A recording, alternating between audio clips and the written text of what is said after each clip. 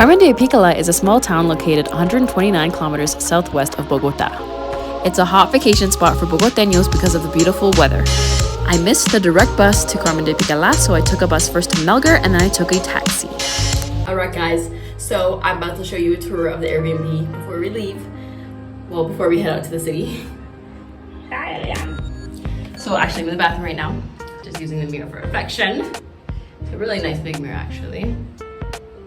And one thing I do like about this place is the shower, because it's really spacious and the marble wall kind of gives it a nice vibe.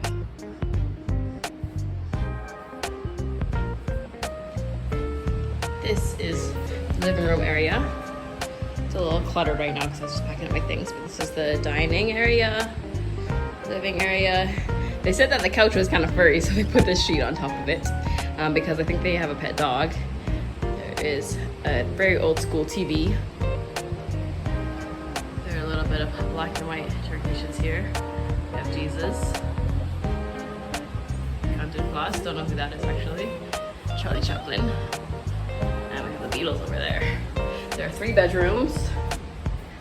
This is the one that I've been sleeping in. Look at this super old school TV. My stuff here has 2 beds. And the kitchen. This is the 2nd bedroom. This is the 2nd bathroom. And this is the 3rd bedroom. This one's actually cooler during the day when it's hot, so that's why I have the fans in here, and I've been napping Elian on this bed. Let's go hit the town! As with most small Colombian towns, tuk-tuks are the most common form of public transport. Founded on October 13, 1887, Carmen de Apicalá was originally populated by the indigenous Jaguos from the Panchos tribe.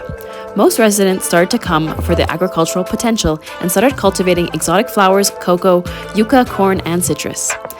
Due to its beautiful landscape, many large hotels and vacation houses with pools were built to attract tourists. So I made my final plan and I decided we were heading back to Bogota. So I caught the direct bus from the center of Carmen, and everything was set up perfectly except for one detail. I had too much stuff to fit in a small little tuk-tuk. So the guys at the restaurant said that they were gonna go find somebody with a car, and we couldn't find anyone, but we did find somebody with a tuk-tuk that had kind of like a hall area in the back. So that worked out and everything was lined up for us to head back to Bogota. Now you might be wondering, what the heck are you talking about, Precha? Why are you heading back to Bogota? I was supposed to be in Carmen de Apicalá for 1 week, and I only ended up there for about 3 days. And watch to the end, I'm about to tell you why. It's been a little bit crazy, to be quite honest. This Mercury retrograde energy, I know, I hate to be that girl that's just, you know, blaming it on Mercury retrograde, but really, the energy's been hitting. It's been a crazy last couple of days, to be honest. First of all, the trip here was supposed to be 2.5 hours and it ended up being 5 hours. And we were so exhausted when we arrived. And when we arrived, we found out that, so the host, the lady, told me before booking. I was concerned because there was no AC in the house, and this is a hot place, like 30+ degrees, right? And I just wanted to, Elian wants to hold the stick. I was concerned about how we would be in a place like 30-35 degrees without AC, and she was like, no, don't worry, it's super fresh in the house, muy fresco, and there's fans. And well, the truth is, it really is not that cool in the house. It gets really hot, especially in the afternoon, and baby was sweating like crazy, and you know, as a mom, I'm always concerned. Yesterday, so basically here, let me show you how it is. This is like a whole, it's a nice property. It has a lot of good potential, to be quite honest. This is the gate, right? And it's just a whole private place here. It's nice. The pool's really nice. The house definitely, it could be improved. It has so much potential to be really beautiful, but they just, you know, there's a lot more work they have to do on it. But so yesterday I was napping with him, and I woke up by them just coming in and answering. They were turning on the water here for the pool, which, like, I understand it makes the water cooler and it's appreciated, but I really didn't appreciate that they didn't even warn me ahead of time or anything and just enter the property. I've been on Airbnb traveling the world for 5 years, and I've never had someone just straight up barge into the place when I book a private place. You expect it to be just you and not have anyone else just coming in unannounced.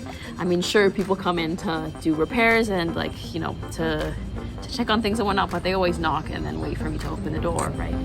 But you know, it is what it is. That happened, and I felt really uncomfortable with that. And with the heat too, I was really debating whether or not I wanted to leave, but she ended up providing me with a new fan, and I was like, you know what, let's just see how it is this afternoon today, and if the fan is sufficient, then we'll just end up staying. But this morning she was like, oh, someone else is really interested in reserving, so I need to know sooner. And I was like, oh man, well, I wanted to see if it was okay in the afternoon. But then she was like, you know what, like I'll give you the night that you stayed free, like the night last night. Thank you guys so much for watching to the end of the video. If you liked the video, give that video a like, subscribe if you haven't already, and comment down below what your favorite part was. I will see you in my next one. Bye.